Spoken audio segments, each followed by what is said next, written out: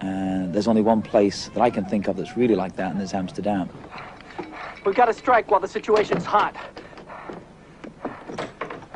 Listen, I'll handle the body language.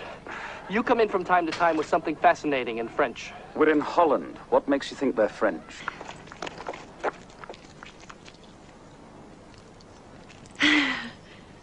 Well, come on then, Hazel. Tell us when was twice. I've got no fingernails left. I really don't know whether it's for under 15s, over 15s, adults.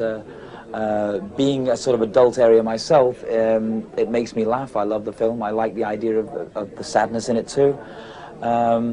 It's very hard to say so. I hope everybody likes it, but obviously not everybody will. An unlikely setting for a comedy, but when Bancroft, an English lawyer, finds himself sharing a terminal ward with Decker, an American footballer, he persuades him that laughter is the only way to cope.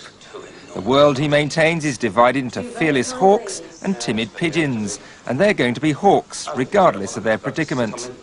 Timothy Dalton and Anthony Edwards star in a film which is the result of a conversation 7 years ago between Barry Gibb of the Bee Gees and an old friend, David English. There was news on the radio of a hurricane, and they were broadcasting it. They were getting up to 2-day warnings, you know.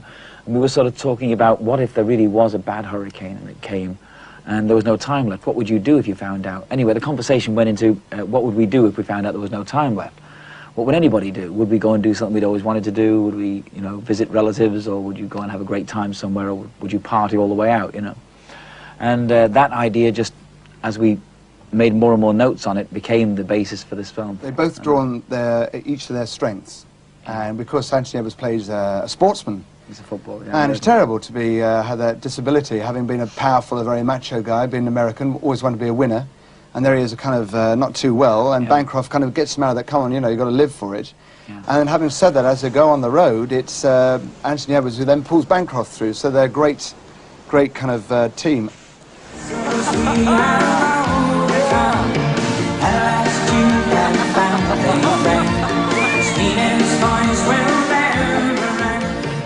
On the evening he became the music industry's latest movie mogul, Barry Gibb was determined to celebrate in style, and the other brothers Gibb turned out to lend family support.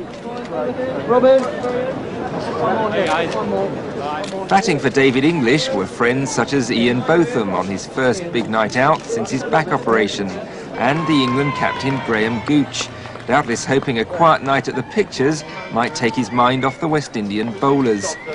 The critics haven't been that kind to Hawks, but last night at least one pundit was impressed. Yeah, I think it's a great film. I think it's possible. It could happen in real life, and it's very humorous, it's witty, it's quick, you know, it's sharp. I enjoyed it. It's got everything. Even with this film, even though Robin and I are not involved in it as Barry is, we sort of helped him one way or another by the main theme, which was written by the three of us. But that's purely instrumental. But we do hear that Barry will come to our premiere too. Yes, he said he's going to come to ours. No, it's just something that the three of us always wanted to do since we were kids. We've always wanted to make music and make films. And we support each other on that. Seeing something on the screen for the first time that you envisaged is quite a shock. And for me, a very pleasant shock.